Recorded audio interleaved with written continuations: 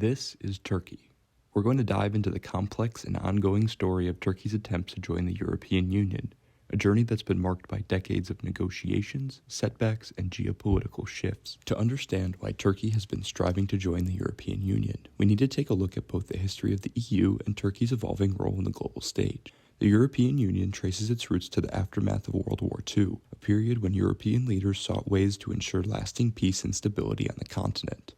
In 1951, the European Coal and Steel Community was founded by 6 nations: France, West Germany, Italy, Belgium, the Netherlands, and Luxembourg. The idea behind the ECSC was to place the key industries of coal and steel, critical to war efforts, under supernatural control, preventing any one country from independently building up war-making capabilities. This initial economic integration proved successful, and it paved the way for deeper cooperation.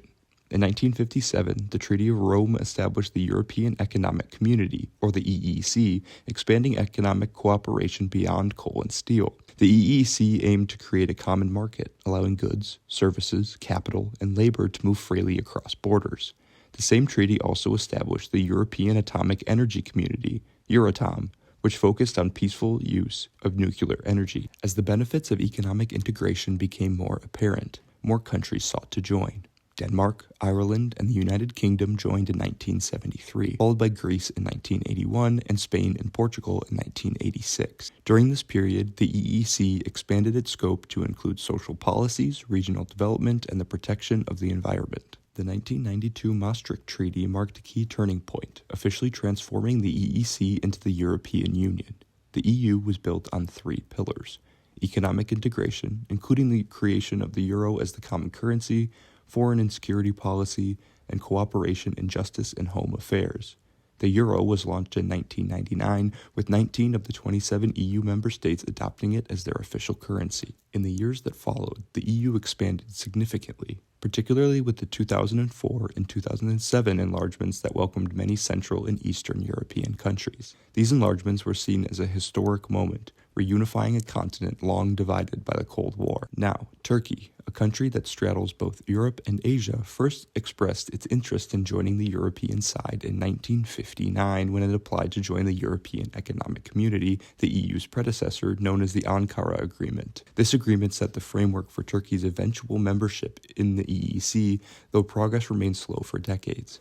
In 1987, Turkey officially applied for full membership, but its bid faced multiple hurdles, particularly concerns over human rights records, the role of the military in politics, and its tense relationship with Greece, particularly regarding the Cyprus conflict. More on that later. In 1999, the Helsinki European Council Summit marked a turning point when Turkey was officially recognized as a candidate for EU membership. This recognition motivated Turkey to implement significant political and economic reforms, particularly in the early 2000s under the leadership of the Justice and Development Party. Major constitutional changes were introduced, including the abolition of the death penalty, the strengthening of civilian control over the military, and efforts to improve the rights of Kurds and other minorities. These reforms helped bring Turkey closer to EU standards, and in 2005, the EU formally opened negotiations with Turkey. However, these negotiations were complicated by several factors. One of the most pressing issues was Cyprus. The island had been divided since 1974 between the internationally recognized Republic of Cyprus in the south and the Turkish-controlled north. The Republic of Cyprus joined the EU in 2004, while the division of the island remained unresolved. Turkey's refusal to officially recognize the Republic of Cyprus and its continued military presence in northern Cyprus became a major issue in EU negotiations. Additionally, as the EU expanded, internal dynamics shifted. The rise of the populist movements in several EU countries led to a more cautious approach to enlargement, particularly concerning a predominantly Muslim country like Turkey. This political climate, combined with ongoing concerns about Turkey's human rights record, freedom of expression, and judicial independence, made EU member states hesitant about moving forward with Turkey's membership. Tensions escalated dramatically in 2016 following the failed coup attempt in Turkey. The Turkish government's response included a state of emergency, mass arrests, and purges targeted alleged coup supporters in the military, judiciary, media, and academia. Thousands of public servants were dismissed or imprisoned, and opposition figures, journalists, and activists faced increasing repression. The EU condemned these actions, particularly the crackdown on freedom of press and the erosion of democratic institutions. The aftermath of the coup led to a sharp decline in Turkey-EU relations.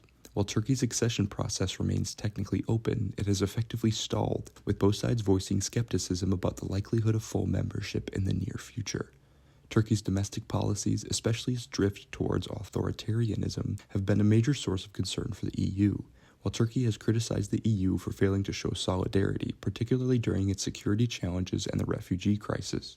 So, where does that leave Turkey today? As of now, Turkey's accession talks are effectively frozen, while little progress being made on either side. The EU remains concerned about the state of democracy and human rights in Turkey, while Turkey has grown increasingly frustrated with what it sees as the EU's unfair treatment and double standards. Turkey hosts the largest number of refugees in the world, with approximately 3.6 million Syrian refugees. The EU seeks close cooperation with Turkey to manage the refugee crisis, but fair burden sharing remains unresolved.